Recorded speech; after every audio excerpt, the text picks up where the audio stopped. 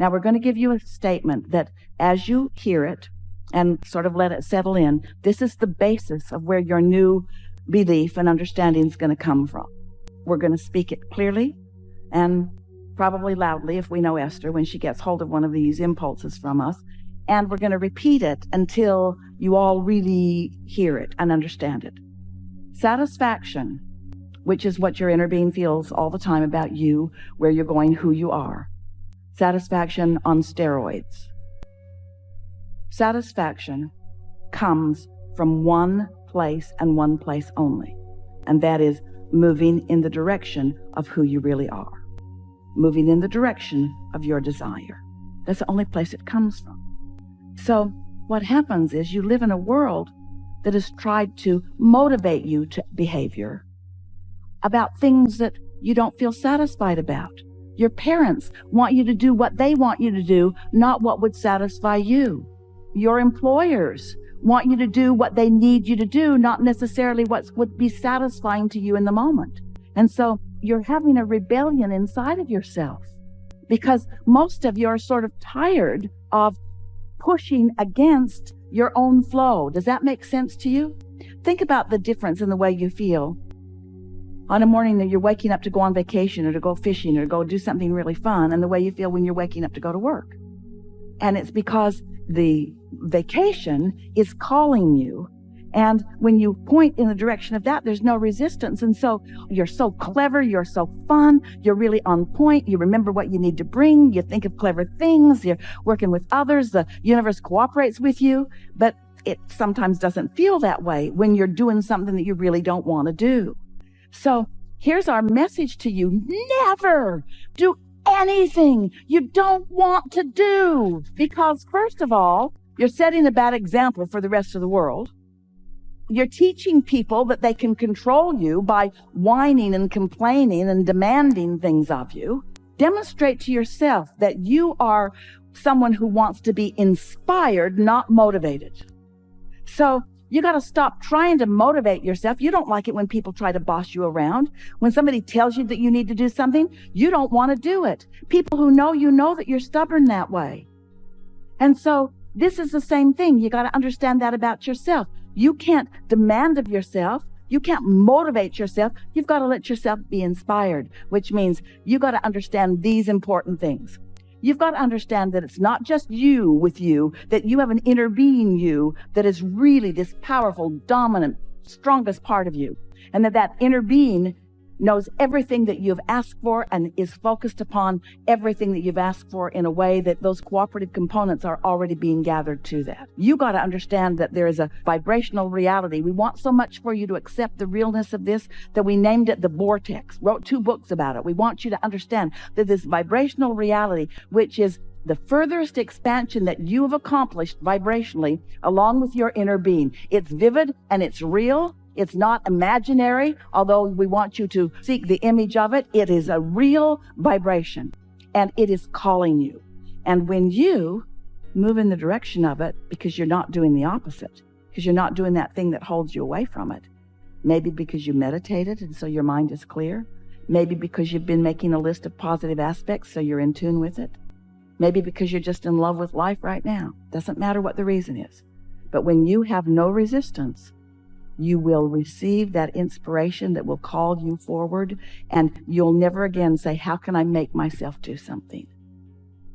As you listen to us, oh, we've got so many great ideas. We're so sure of ourselves. Esther stands here and expresses the clarity of what we have to say. And to most of you, or to most anyone who's looking at this for the first time, this just looks like somebody who really believes what they say and has some pretty good ideas, and it's just another opinion that might work, might not work. We get how there are so many voices in the world that are encouraging you in different ways to do different things.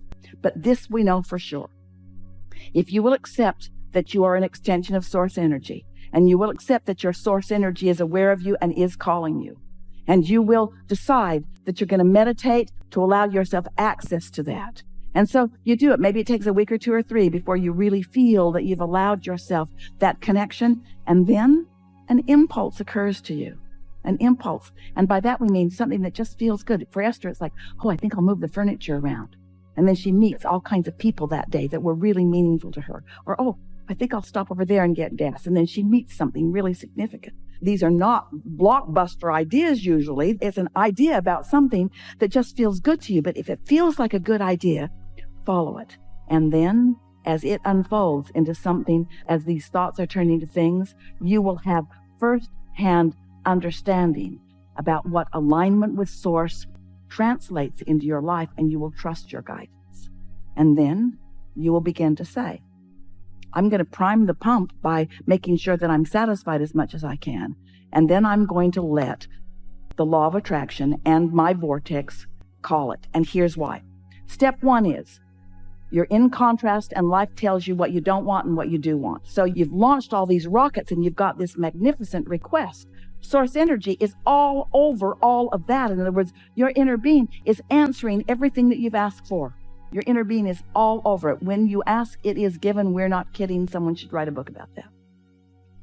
So it's done. Step 3 is you meditate and get into the receiving mode. And step 4 is you've just done that so well that you've isolated what satisfaction feels like, and you don't have any question about it. And that's your guiding feeling. I want to feel satisfaction. And so you reach for it and you find it and you hold yourself steadily there. And then step 5 is you're so good at alignment that now you embrace the contrast that puts more in the vortex. You don't feel bad about more contrast because you know it's necessary for the expansion. So you stop second guessing yourself and you move in the direction of what feels good. And you never again try to motivate yourself to do anything. Esther spent a week or two after we began talking about satisfaction in this way, asking herself, what is that feeling of satisfaction that Abraham's talking about? So she started wanting to be aware of it. And then she'd get into her car, beautiful new Cadillac Escalade, and she'd get out onto the highway and sort of just settle into the road and the ride and just feel excellent. She'd just feel like, And she thought, this is what satisfaction is. It's this feeling of adventure and calm and well-being and eagerness. I am so satisfied. I'm so satisfied. She got on an airplane one day and she was in the first class cabin. So she slipped into her seat and she thought, satisfied. And then she sort of settled in and buckled up, and now the plane's in the air, and she reclines her seat and she gets her blanket and her pillow, and she's thinking, I'm so satisfied. I'm so satisfied. I'm so comfortable. I'm so satisfied. This is just satisfying. And then a flight attendant came to her just as she was putting her sunglasses on and getting ready to snuggle in for a long winter's nap. And he handed her a bottle of water. And he said, I heated this for you in the microwave. I thought it might make you more comfortable. And Esther thought, this is because I'm so satisfied that the universe is looking for other cooperative components to help me feel even more satisfaction. She'd be in a restaurant, slip into the booth, friends across the table. She'd look at their faces. She'd feel such love for each one of them. And she would think to herself, this is so satisfying. So satisfying. The fragrances in the air and the leather that I'm sitting on and the friends that I've gathered with and the entire atmosphere of my life. It is so satisfying. And there are plenty of times to do that, but until you start doing it, identifying it, isolating it, milking it, finding the vibrational frequency of it, now you know what you're tuning to. You see what we're getting at? So then you're satisfied, satisfied, satisfied, satisfied, satisfied.